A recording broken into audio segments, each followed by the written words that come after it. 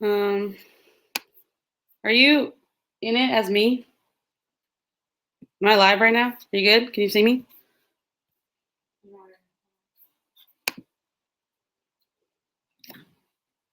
Okay, can you see me? Can you hear me? It does? Yeah, now I see. Okay, we're good? It just says warning. It looks like you're broadcasting from another window. It's just me. Oh. We good. Loud and clear. Dope. All right, let me share this again. Let's get this looking.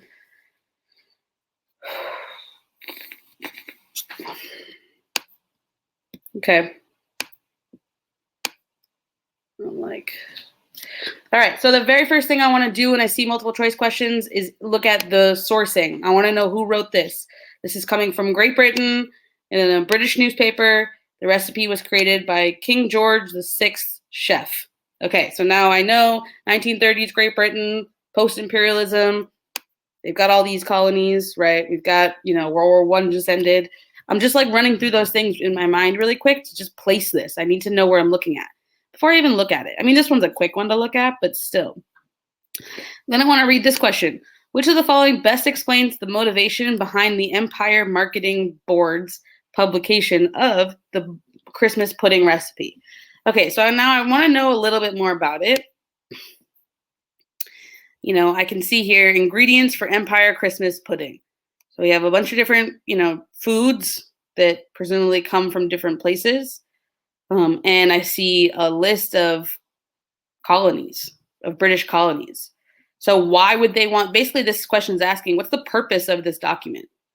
Do they want to promote innovations of the Green Revolution, promote imperial unity in response to rising nationalism, to promote free market plans, to promote Christian values in the context of the Soviet expansion? What do you think between these? What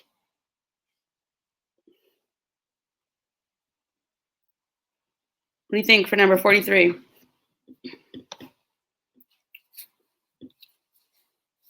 Totally. Yeah, you guys got this. B, right? And I almost could have known that without even looking at it too much, right? Because the first thing I did is I saw 1930s Great Britain, and I'm thinking these things to myself, and so I'm jumping to this because I need to see. It's basically saying, look, we all have to be together. We all have to be part of this to be an empire, right? The inclusion of rum from Jamaica in the recipe is a consequence of which of the following?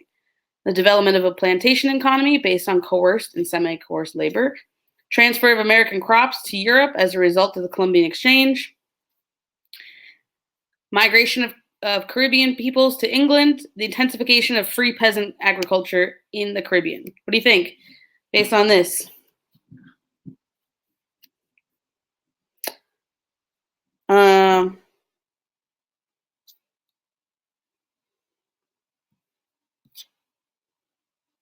The inclusion of rum from Jamaica.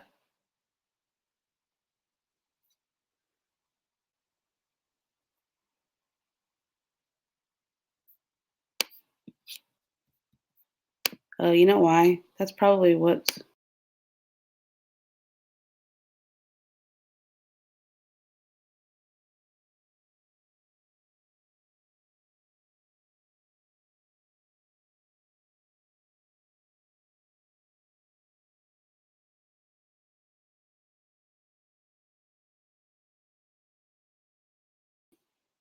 Oh, there we go. All right, so I would say the answer to this is A, because the Columbian Exchange is before that. All right, so the development of plantation economies happens after. Demand for Asian spices drove which of the following in the 16th and 17th centuries? The widespread use of convict labor in agriculture, development of industrial manufacturing agriculture. Oh my God, I'm reading these over and over again.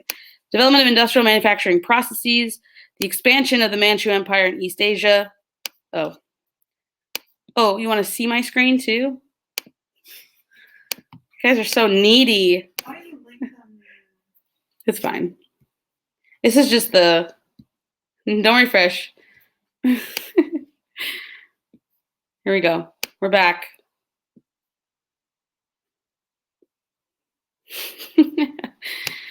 Oh, you want me to tell you all the things and have my screen shared when you need it? We're like, yeah, that'd be great. Yes, that'd be great if you could just do that. Oh, that'd be awesome. Okay, or the establishment of European trading post empires. What's the answer here? 45. Demand for Asian spices drove which of the following in the 16th and 17th centuries? Y'all are correct in the answer as D. Trading post empires. Basically, it's asking, like, because the Europeans wanted in on the Asian spice market, what did they do? So that's how you choose. I mean, 44 was A. I think you guys did pretty good, you know? We're not going to do too many more. Multiple choices. I mean, in some ways it is just guessing, but you're making your best guess. And like sometimes you're going to feel really good about that. And sometimes you're not. Maybe you narrowed it down to 2, 3. Maybe you've got no idea. I literally don't know how to pick. So you gotta try to eliminate, eliminate answers that are wrong based on time periods.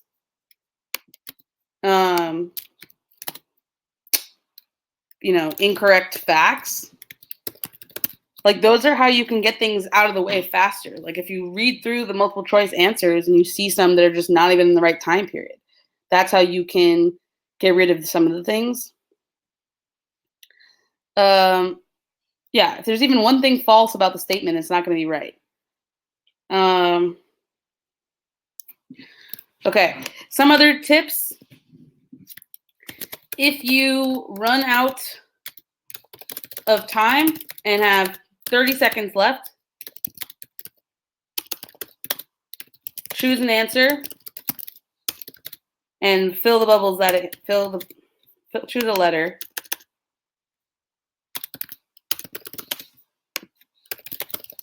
Fill the rest of the bubbles.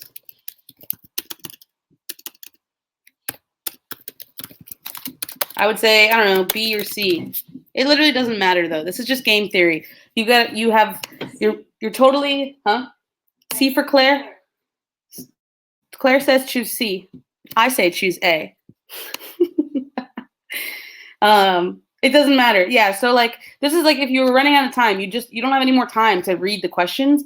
Just pick one letter and fill a line of that letter. Because chances are you might get 1, maybe even 2 right. If you go random, you're going to get them all wrong. Okay? It doesn't matter which one you choose. Whatever one you feel the most strongly about. It literally, there's no way to know which one is better. So A or B or C or D. It could be anything. Yeah, disclaimer, do not use this strategy. The best strategy in multiple choice is actually reading the questions and answering it based on every single, all the things that you know. Yeah, like Tom said, use your big brain. If you run out of time, though, you're just trying to pick up the points. So pick up the points.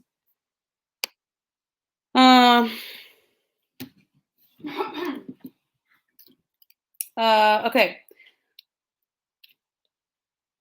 Any other multiple choice tips anyone in here got that we didn't talk about? Don't leave anything blank. Answer everything. You only get rewarded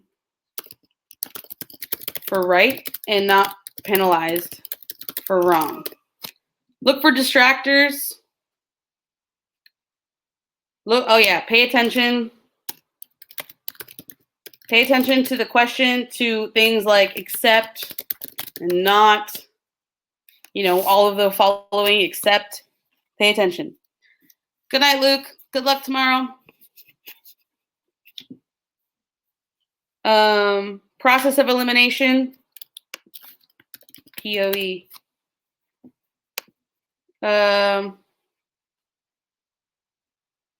Good.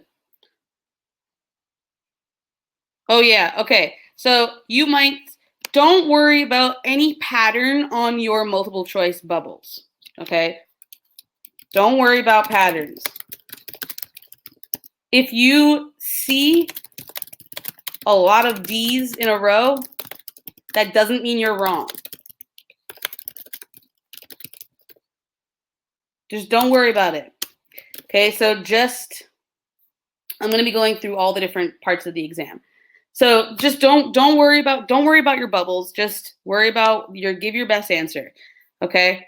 And then the last thing is answer, bubble your answer as you go.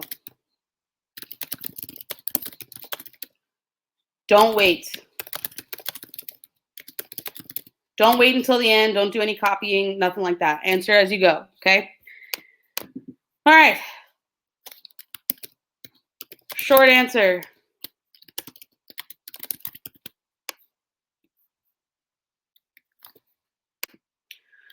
All right, so in the short answer, you need to write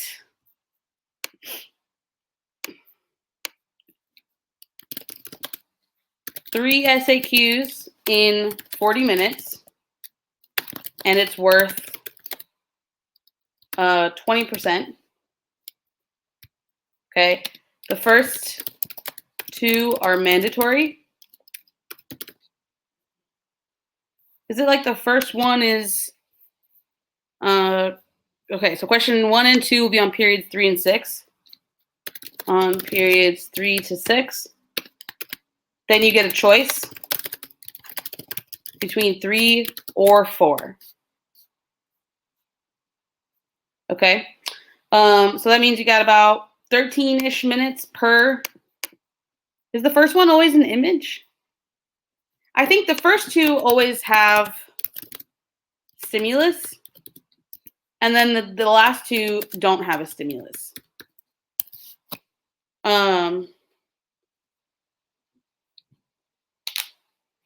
Okay, so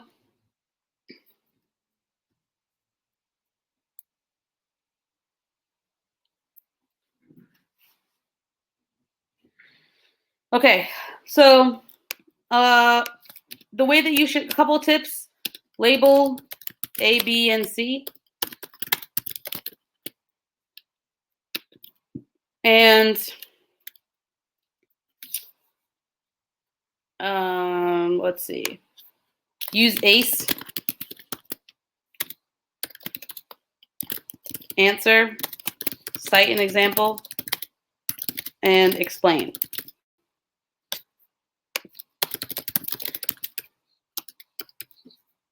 Label parts.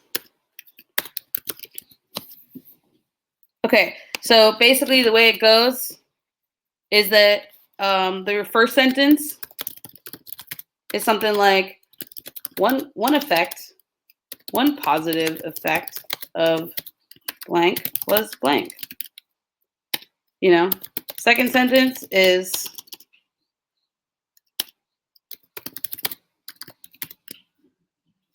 for example, blank.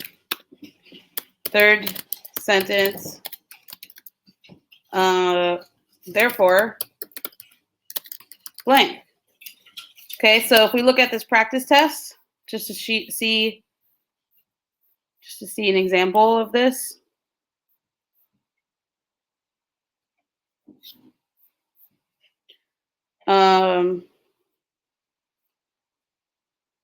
Teacher said not to label.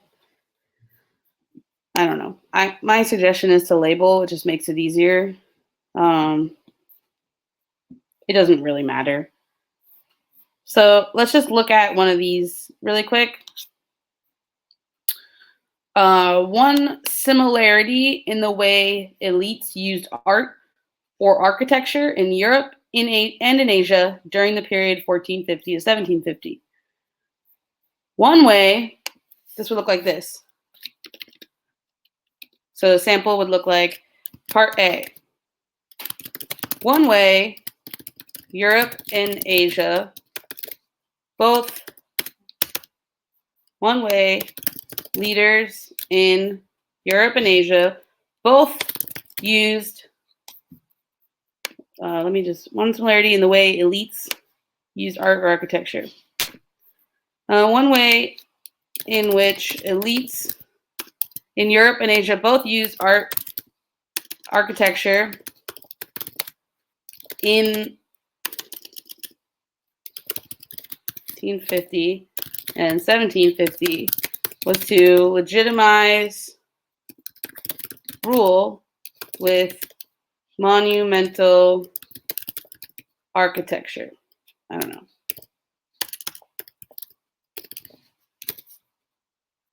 For example,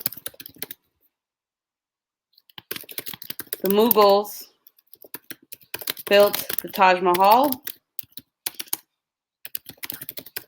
and the French built the palace at Versailles. Therefore,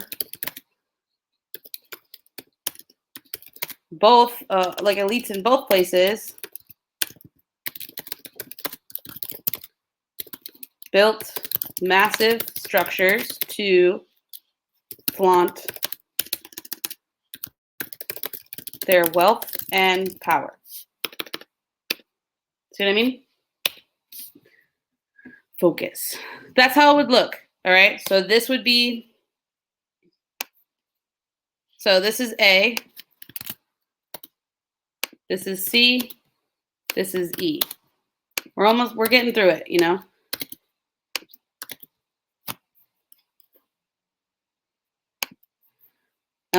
Let's say this would be, you know, here's like, if we highlight these, so you see how this looks?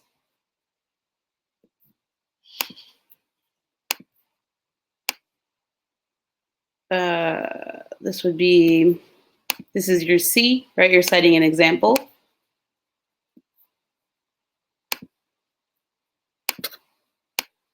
And this would be your explanation.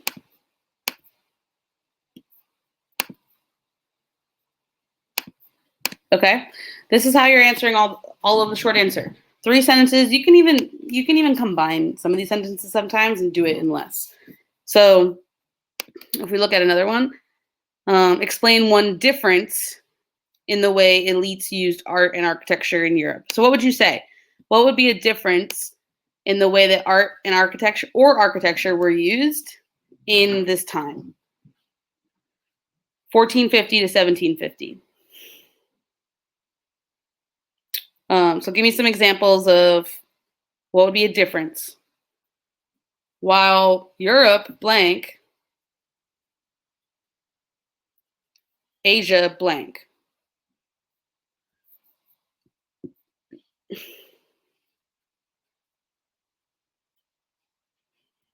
Religious nature of European art. Okay. Oops. Okay, so maybe you say,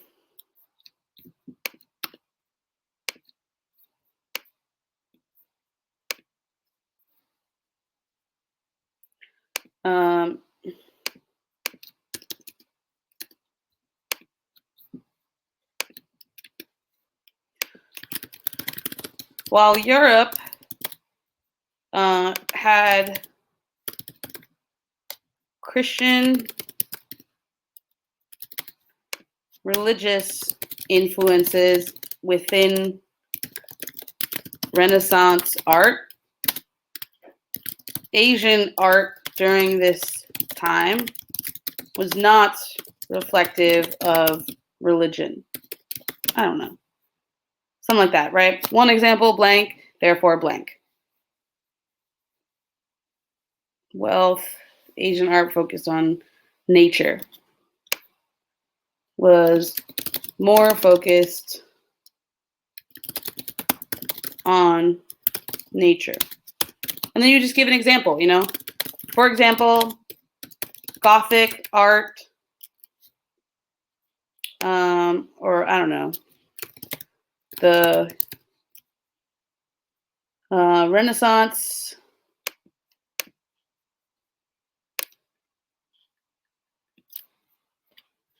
Yeah, all right. I don't want to spend too much time on this. Whatever. So you see how this goes. Okay, this is the SAQ. That's pretty much all I got to say about the SAQ. Just don't leave anything blank again. And just answer it. Just try. If you get it wrong, you get it wrong. Worst thing that happens is you just don't get the points. So what? Long essay question. All right. For the long essay question, you've got. Good night, Layla. Good luck. If you leave a full part of your test blank, you don't get voided. You can skip it. You just don't get it right. That's all. All right. So long essay question. You need to write one. They give you choose one out of 3 options. Write it in. How long do you have? 40 minutes? Oh, you know what? Let's talk about the DBQ. Because this is the order of the test. Thoughts and prayers. Okay, let's talk about the DBQ. Mandatory. 1 mandatory essay. No choices. You have 60 minutes. And it's 25%.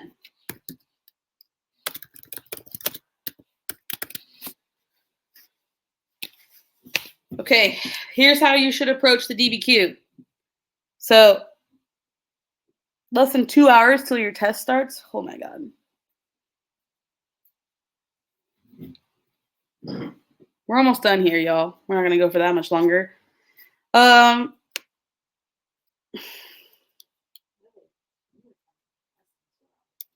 don't know. Yeah, where are you that your test is less than 2 hours away? Okay, so the first thing, how to do it. Dubai. Dope. All right, here's how to do it.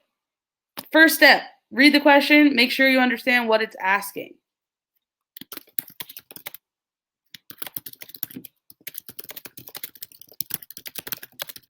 What it's asking. Okay, then go through all 7 docs, just trying to figure out how does this doc answer the question. Okay, so read the question, make sure you know what it's asking, then look through all 7 documents, just like you would do in a short answer, although this time you're going to read them a little bit more. So you're not trying to figure out point of view yet. You're not trying to figure out anything else. All you're trying to figure out is why would they have put this document in this question? Like, what does it have to do with it? How is it answering it? Okay, then group up the documents into an answer to the question, into an argument, like a two-prong argument with a counter argument. I don't know if you get the DBQ and the LEQ at the same time. Dylan or Jillian, someone else would definitely know this. You do? Okay. Okay, so what you're trying to figure out is how can I answer this question with an argument that has 2 big reasons that support me and a counter argument. And if you can group up the documents like that, you're in a really good spot. Okay. So the next thing I want to do is to write a thesis. I'm kind of jotting this down just like on the actual documents. Write a thesis that's like restate the question plus a qualifier, which is like very, greatly. It's taking a stance, positive, something like that. Plus your 2 points of your argument and your counter argument. Okay, so let's just look at this really quick.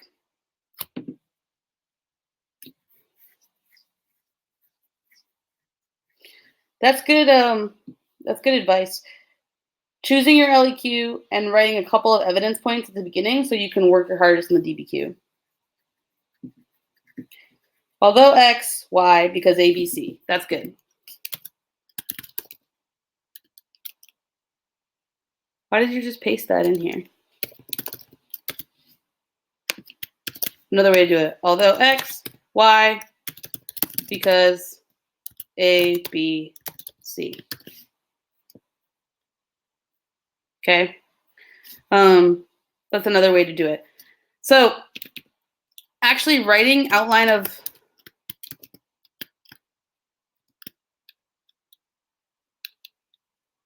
yeah, that's totally fine. There's a lot of ways to do this, y'all. So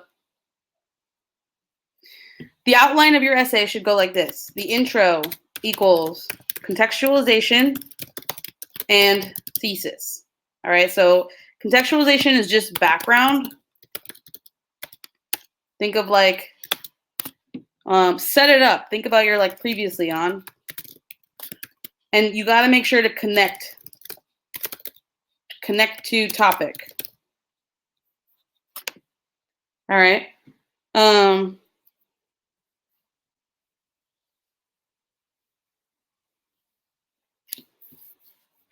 Okay. The next, your body paragraph, number 1 is like, you know,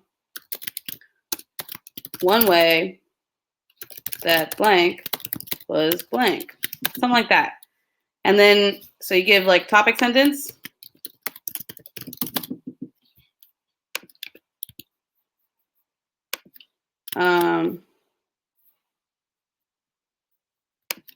Then you've got evidence from a doc. Don't quote. You guys were talking about this before. Don't quote. You don't need it. It's a waste of time. You can quote like a word or two, but you don't need it. Don't quote. Summarize and connect and explain. Okay.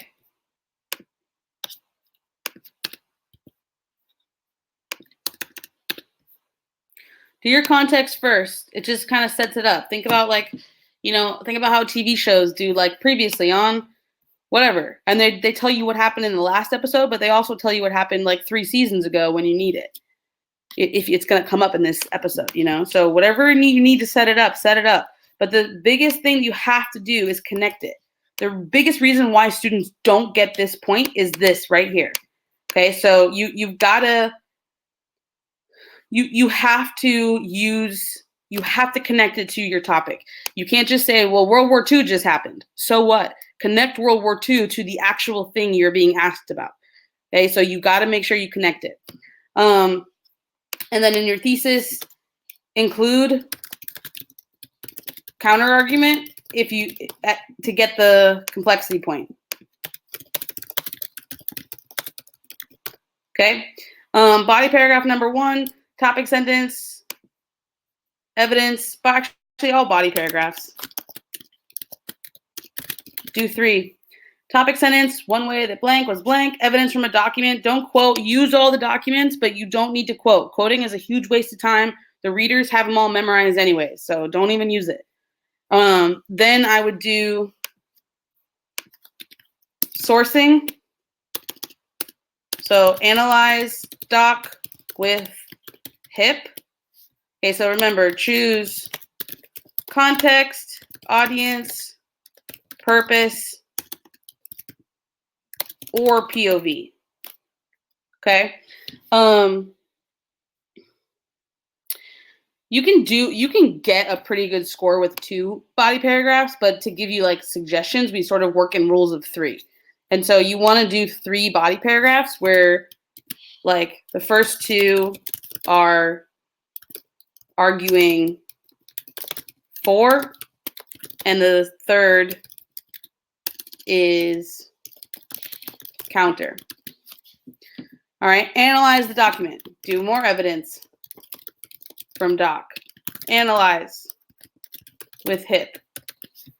And then you want to include outside evidence.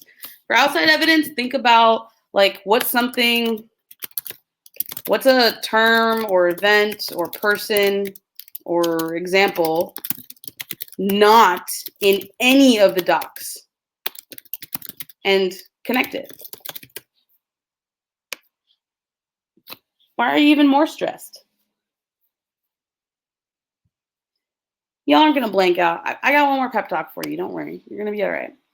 We're just kind of going through the like reminders here. Let's look at the example. Let's just look at the train one again because we've done that before, and so we'll just kind of show you. Okay, and then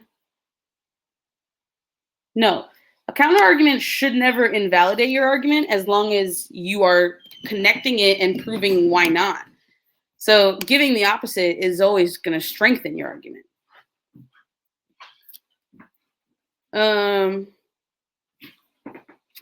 Okay, body paragraphs, do 3. And then the last thing is conclusion. Just restate your thesis. Huh? Oh, wait, nothing is already done. We're just doing laundry. It's still laundry time in the Fiveable house. Are we out of quarters? You still need to do laundry?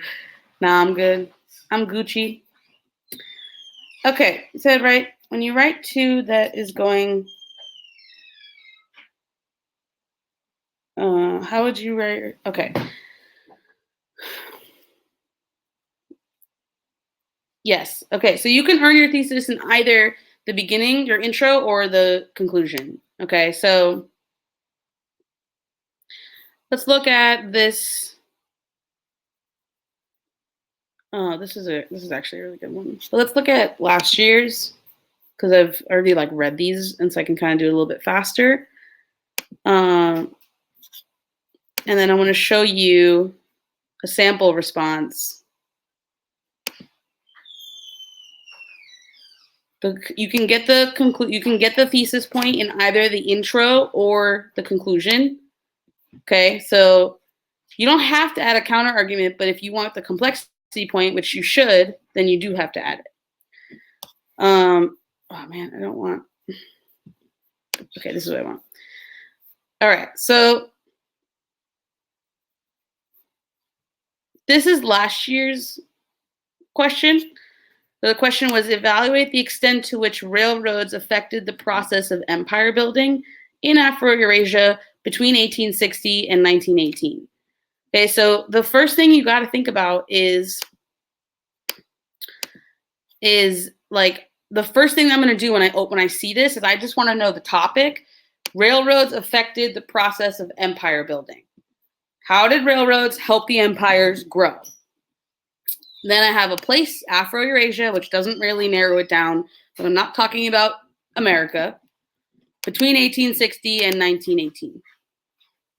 Okay, so once I understand this, now I want to read the documents and figure out what does this document say that is answering this question? What does this document say about railroads and how it helped build an empire? So in this first one, railway travel for Indian natives has for a long time been full of, okay, so I'm not going to read the whole thing, but basically you have, as I'm going through them, I'm just trying to figure out, okay, this is who wrote it, and I want to read this really quick and just figure out, this one's saying China's got to get in on the game. We got to get in on the railroads. It's going to help us build. You know what I mean? And so that's what I'm doing throughout each one. I'm just trying to figure out how is this going to answer the question. And now let's read sample one. How this person did it. Come on.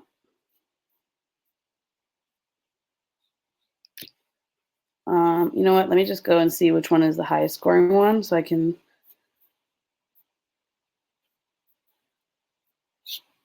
Six. They don't even have a 7 in here.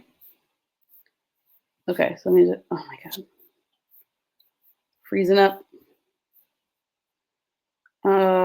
Earned a point. Okay, so this one just doesn't earn the complexity point, but it'll earn the rest. So you'll be able to see what this looks like.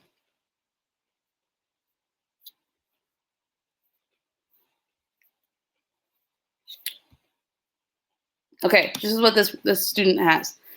Railroads extensively affected the process of empire building. Look at that word there, extensively. That is her qualifier. So this is the reason why she gets the thesis point, because she's not just saying railroads affected empire building. She's saying like a lot more than that, right? She's saying they extensively affected in Afro-Eurasia as a means of transportation of goods, people, and ideas. Railroads had an impact on every aspect of society. They served as ways to transport soldiers and military technology. For expansion, they spread racial ideologies and a sense of nationalism. How do I know this is a girl? Because I've graded a lot of essays, and when the handwriting is this good, it's usually a girl. Straight up. Although I did have a few like boy students who had some very good handwriting. So, but yeah, this is just really good handwriting. So I'm just assuming it's a girl. So here's what you need to know. Is this a super good thesis? No, they don't give the time period. They don't give the, there's a couple of things I think they could have done to make it better. But does it earn the thesis point? Yeah, because they're clearly saying it extensively affected empire building, and that and it says why, and that's it. That's all you got to do. And then I think they must earn. I think this entire paragraph is their contextualization, which is doing the most. You do not need to do it like that. This is a lot. Since 1453, when Constantinople was taken by the Ottoman Empire, cutting off Europeans from trade, blah, blah, blah. They're talking all about explorers. They're talking about industrial revolution. Despite all their development, like the steamboat, it's so frustrating because I just feel like even though the College Board publishes this as an example, I feel like it's like meh. So like if I go up and show you better examples up here, I think this might be a little bit better. Okay, so for example, here's another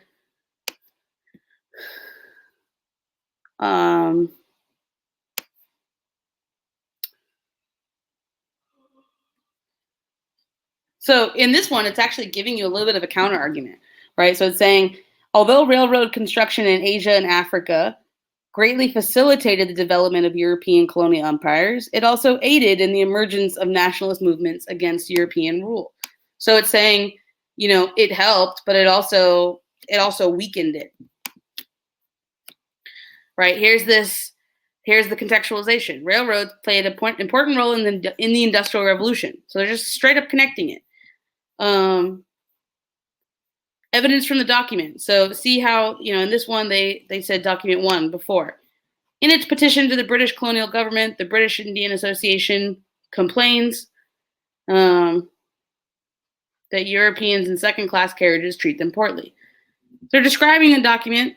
They're not necessarily tying it to the prompt. So in order to earn more points, you have to be better at tying it to the prompt.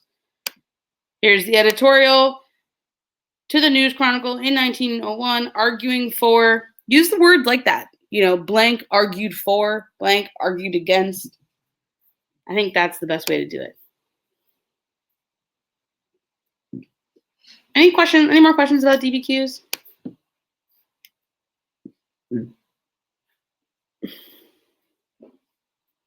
Okay.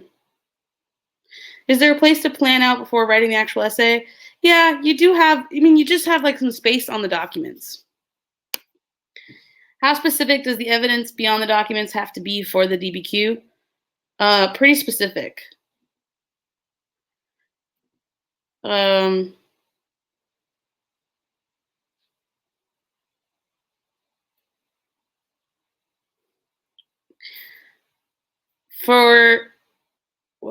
So one other question I wanted to answer. Do you get the rubric? You do not get a rubric. What you get is like this. This is what it looks like when you actually get it. So the rubric is actually here. If you read through this, it does actually like basically say the rubric in this list, but you're not going to get a full-on rubric. So you got to be like, You got to know, you got to memorize the rubric. You know, I mean, you can see that it's here. Respond to the prompt. That's the thesis. Describe historical context. That's context. Use at least 6 documents. Use at least 1 additional piece. You know what I mean? So it's like here, but not really here. Okay. All right. And then the last thing is the LEQ.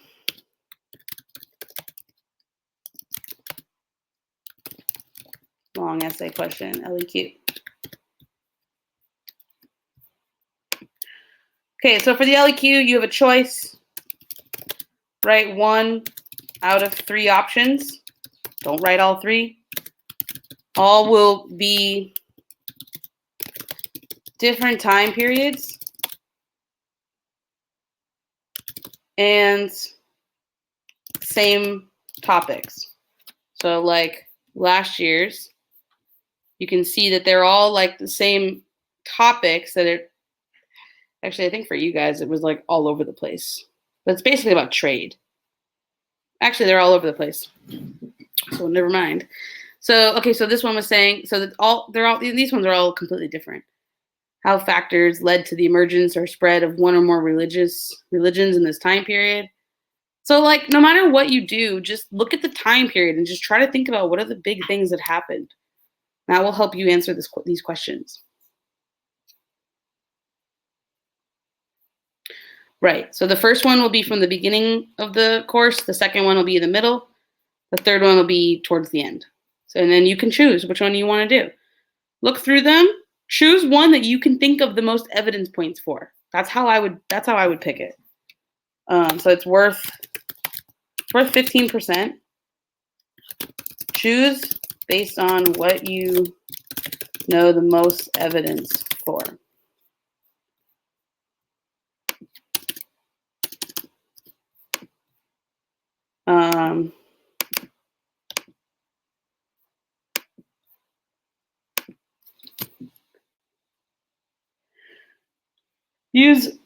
Use one historical thinking skill. So you see how this says, develop an argument that evaluates how such factors led.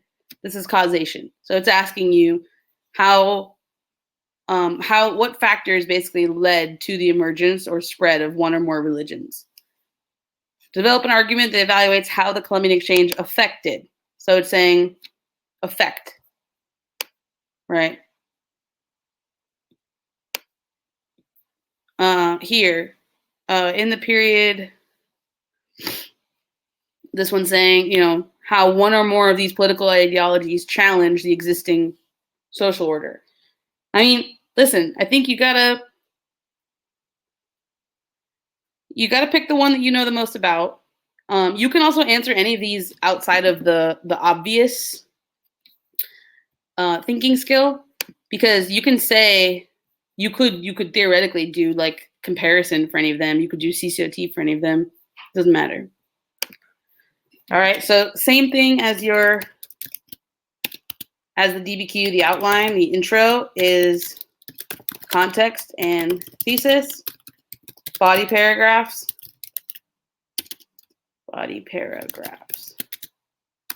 equals topic sentence, evidence, analysis, evidence, analysis. Yeah, we're getting ready to end. And then conclusion is restate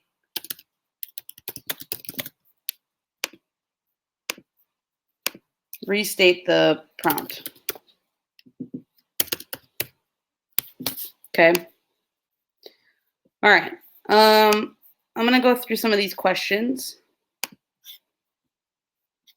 You've got this document. Yeah, I've been live for so long, basically all day. Who's been here since the beginning? Anyone been here since the beginning? Anyone been here this whole time? Have they been tweeting at us? No. Tweet at us, y'all. What are you doing? We're trying to make you famous. How do you become an intern for a test you haven't taken yet? Because interns that have interns in the subject that are taking the exam right now are great because they're like studying for it right now. I've been here since March. Same. All right. Answering these questions. How do the sourcing on the DBQ? So just remember, like, one of the things that Patrick Lassiter was saying is that he feels like the easiest way to get that point is to do the context. It just depends on the document and like what your knowledge is of it. So, I mean, I think purpose is also pretty easy, but essentially, like, think about what the document. Okay, so the best way I showed this the other day is I'm going to use the Fiveable Instagram as an example. So if you have an Instagram, go over to the Fiveable Instagram right now because I'm going to literally going to use our own post as an example. Okay, so I'm on Fiveable Instagram and I'm showing the AP student starter pack, right? So if I did the context of this, I want to see, okay, this was posted 5 days ago, right in the middle of APs. So the context is that students around the world are stressed about AP exams and are making like memes to make fun of it, right? That would be like the context. The intended audience. So in posting this, Fiveable is speaking to AP students who are currently stressing about AP exams, right? And like putting things that they would relate to. They are writing Albert and Quizlet. I mean, it's not just a shameless plug. It's like, this is actually a really good way to know this, right? So if I'm thinking about the purpose of this, well, Fiveable posted this so that AP students stressed about exams would go to the Fiveable website, right? Huh? Would be aware of, would think of Fiveable with all of these things, right? So if I'm thinking about like purpose is because we want people to go to our site. And then the POV, well, Fiveable is an exam prep, website, and they would have posted this because they wanted to help students do better on the exams. Create community around it, something like that. So like, I mean, we can do this for you can do this for literally I think it makes a lot of sense when you think about Instagram. And honestly, the easiest thing to do is, I mean, you only have to do one of those things. I just did all 4 of HIP from this, but you just have to do one. It's just showing that like you understand this document, right? So like we posted about streaming for 7 hours tonight. And so same thing, context is the same. It was posted on the day before the AP World exam. And so, this is what is, like it's the night before the exam. So everyone's freaking out. If I'm thinking about purpose of it, same thing. The purpose of this was to get students to come to the stream. Audience, Fiveable is speaking to AP World students who are stressed the night before the exam. That's it. Feel better about it? You only got to do one of those. And you can do any combination of them. You can do it for every document, but you only need to do one HIP. They give you 4 options. You need to get it correct 4 times, though. And you can do any sort of combination. So you could do all context. You could do some context, some, purpose, some point of view. But, you want to make sure that you're choosing one. And I think, if you just kind of like look at other Instagram accounts, I don't know, like if we just think about like why people post things, there's always a reason of why someone posted it. Maybe they wanted likes. I don't know. They're promoting some content. They are, doing like they're an influencer. They're getting paid to post with that product. They're trying to get their students to do their work. Same things. So think of it that way. Am I a Bucks shirt fan? No, I'm actually a Celtics fan. But I went to the game the other night, and like I said, it's laundry night at the Fiveable house. So now I'm wearing a Bucks shirt. Nobody asked you, Claire.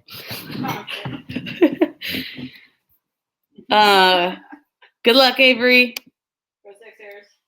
What is hip? That's what I just talked about is hip. Love that. How much about classical Russia do we have to know? I mean, Russia is obviously part of the world. It's part of world history, but I don't feel like you have to know a ton of it. Peter the Great helped modernize. What was his name? Alexander something helped, like, actually freed the serfs. That's it. So what I was just talking about was hip. Hippo is the O is outside evidence that you could use towards the end, but you don't like hip, hap, hippo. They're all the same thing. It's so funny when I just finished like doing a whole thing, and then they're like, "What is this thing?" What you need? You want to be back in it? Sure. You want to tell them how to write a DBQ? How do you earn the historical reasoning point? You have to just use one of the skills. So as long as you are clearly saying this is a cause, this is an effect, or these are similar because, you got to use one of those things. So you can't just write an essay that just sort of like skirts around it. You need to like have an argument. Do you put them in body paragraphs? Yes. These should basically be seen in your topic sentence, because it should say one effect of this is this. Something like that. What do you do if you have no clue on an SAQ? Take a guess. Look at the time period. Think of anything you can in that time period, and try to connect it. Just take a shot, Shoot your shot. That's all you're going to do. You might get it wrong, and if you get it wrong, you get it wrong. So what? Don't leave it blank, though. If you leave it blank, you'll definitely get it wrong.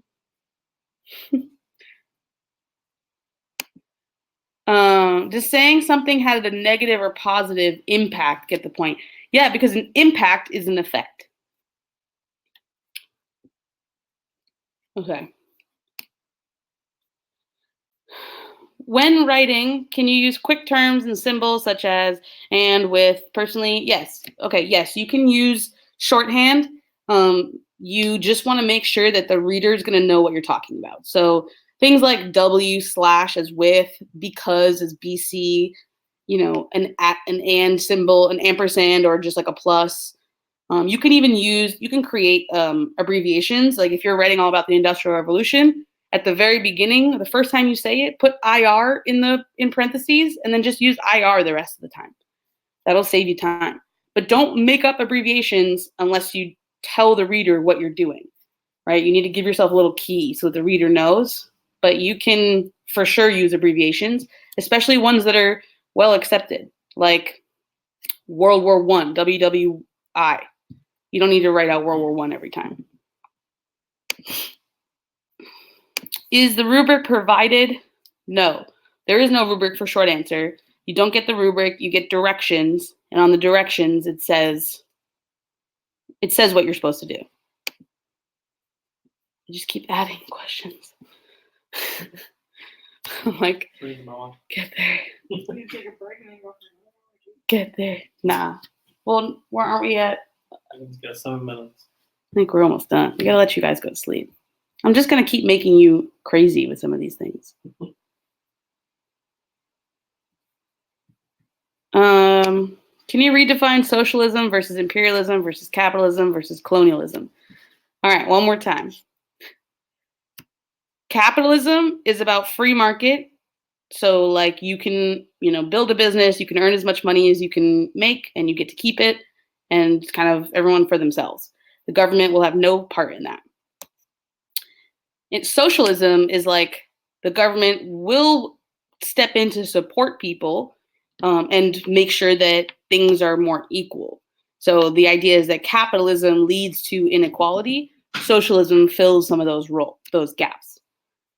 Imperialism is actually like taking control of someone else's country. Colonialism is actually like taking political control of them, making them a colony of your country. Whereas you can just like make them dependent on your exports, and then they have to buy the goods from you, which would be another form of imperialism. Okay. What are the ways to contextualize? Just think of background information. Think about, when you're on just think about like the time and place and what's going on right before. What explains it? That's the best way to do it. All right. Most of these.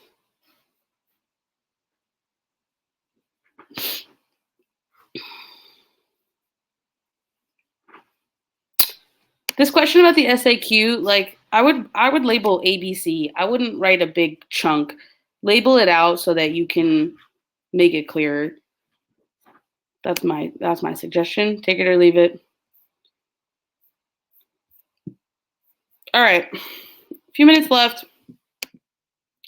No, expanded court used to the AP World exam used to just honestly be a lot harder, if you can imagine. It used to be that like there was a certain number of points you could earn, and if you earned all of them, there were 2 more points you could earn. But you could only earn those last 2 if you did. Forget it.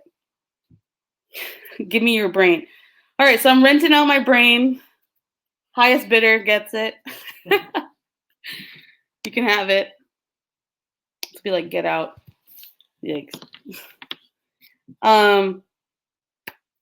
Yeah, it used to be harder. Listen, I know that you're stressed. I know that you're feeling like I'm going to forget everything. You're not going to forget everything. You got this. You're going to remember a lot of things. You're going to sit down. All right, so we have bidders for my brain. We have 4 million and a taco. Which one should we take? Taco for sure. Coffee ice cream. Jillian knows the way to my heart. What did you say? We have 4 million Instagram followers. I will give my brain to all of my followers. I'll bid my 5. You'll trade me a 5? So if you get a 5 with my brain, do I get your college credit? Can I apply your college credit to my student loan debt? I think that's a thing, right? 600 million in a pile of pancakes. I might just take it. Deal canceled. Fine. No, but for real though, like I just think it's just not this is not like none of this is the end of the world. I know that it feels like that, but it's not. You are gonna, no matter what, you're gonna walk out of the exam and you're gonna have a whole afternoon, the whole weekend, the whole summer. It's not even gonna matter, Like you want to get this college credit, of course. You want it all to matter. But at the end of the day, like nobody goes into life thinking like, oh, if only I'd gotten a 4 on my AP World test. Like, ain't nobody saying that. Like, yeah, it's nice if you got it because now you get college credit. But it's not even a big deal because now that you've gone through the whole thing, you are so much more likely to do well in APUSH, if in Euro, if you want to do that. So much of the same content. It's the same exact exam. It's the same multiple choice. It's the same, same skills. And so if you know it now, you know how the test is going to work and you're just like better off for it. You won't. You're not going to regret your AP score. You just won't. I'm like, I don't know anybody that even remembers their AP scores personally. But that's just me. Is APUSH harder than AP World? It just depends. It's 400 years in one country, whereas now you're like 10,000 years in all the countries. Someone should make AP test brain fuel. Yeah, coming soon on Fiveable. We're just selling our brains. All right. Quick question before, like, super important question. Is a hot dog a sandwich? Prove it. Take a stance and prove it. Because I have yet to hear anyone actually like pull me out of this. Fine. We can do a different one. We can do a totally different one. We can do what's the other one that I heard is I can't even think of it now. You guys are like, no, it's not. I'm out. A hot dog is 100% a sandwich. So is a taco. So is a burrito. So is a quesadilla. In fact, I would argue that a Pop-Tart is a sandwich. And come at me if you don't agree.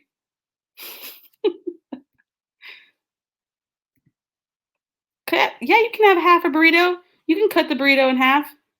A hot dog is a sandwich. Of course it qualifies to be a sandwich because it's between two pieces of bread. What else would it be called?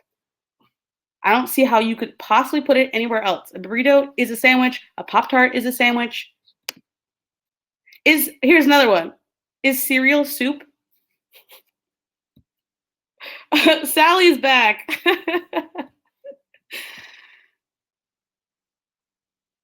Yes, Crustables are a ravioli. 100%. Thank you.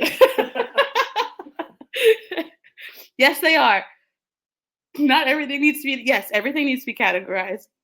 Crustables are for sure a ravioli, and which a ravioli is also a sandwich. Okay, but also a cereal is for sure a soup. And what would make it not? Gazpacho. You can't say because it's cold, because gazpacho is a soup. Ceviche is a soup. So what makes cereal not a soup? You know? Cereals. Don't tell me cereal is cereal. What kind of argument is that? You can't use the definition in the definition. Or use the word, whatever. What do you mean ceviche is not a soup? Of course it's a soup. It's just a glass of milk soup? Am I just drinking soup by drinking my coffee? You just gotta calm down a little, you know? Remember how 5 minutes ago you guys were all freaking out about your AP World test, and now you're just yelling at me about salad? Everyone grab your dictionaries. You see, you can argue anything, and all that matters is that you take a stance and you stick to it and you prove it. That's it. That's all that matters. This is World War III. Dylan gets fired. Sally, how was your test? Tell us how your test was, Sally. Multiple choice was fine. It was a different test, just so everyone knows. You're not going to have the same test as Sally. Sounds like it went pretty good, though. Did you feel better? Were you pleasantly surprised by feeling so much, it was easier than you thought? Cereal does not include. Who said that soup has to include water? Don't ask Sally what the LEQ was. She knows she's not supposed to tell you. It's going to stress her out. And cereal is a soup. There's a entire website that I found about this that is spot on. The best one was Crustables is ravioli. Yeah, of course she can't say what the prompt was, but she probably felt good about it, right? Sally, just tell us how happy are you right now that the test is now over, and how good do you feel having done it and being done with it? She comes to the whole stream. She was at the beginning, and then she took the test, and she came back.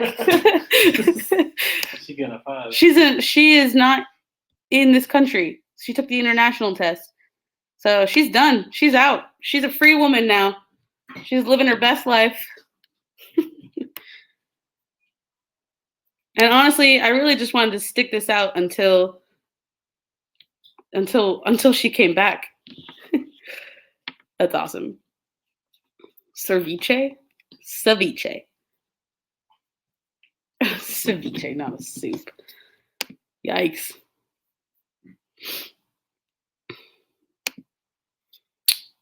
Less than an hour till mine starts. You're going to be fine. All right. I think that's about it, y'all. I'm gonna nap. Yeah. Claire, come over here and say bye to them. Come over here. Oh yeah, we got. Huh? Yeah, it's time for us to go to bed too. Team Fiveable is going to Florida this weekend, and we're going to be live streaming our retreat. So say goodbye to them. Bye. Bye, y'all. Good luck tomorrow. This is like watching your children go off to battle. It is. You guys are so ready, though. You're going to come back and be like, yeah, we did this. Just do me a favor, hang on to your Fiveable membership for a little while. And if you have any rich parents, I'm just playing. Shoot your shot, y'all. You got to shoot your shot. Good luck. I know you got this. And please let us know how it goes. Hit us up on social. If you're not following us on Instagram and Twitter yet, please hit us up. We're going to send you a survey tomorrow afternoon just about like how it felt and what it felt like. I really appreciate all of you that like spent so much time here today. I did not expect so many of you to stick around for 7 hours. I didn't even expect to do this for 7 hours. This was literally crazy. Get some sleep. Go like as soon as you log off, go do something totally brain numbing, you know, do just like put some music on, put a podcast on, watch like a really stupid show. We've been watching Double Shot at Love on MTV. It's exactly where you need to be right now. Just brain numbing, then go to bed, and then wake up and run into the exam. You just feel super confident about yourself, you know? That's the biggest thing is like walk into the exam. Even if you're like, I don't know if I got this, you're just like, no, I got this. It's you versus the exam. Take it down. All right. I'm sending you guys all off into the battles. You're ready. Go to bed. Good night. Good luck. See y'all later. See y'all on the flip side. Bye.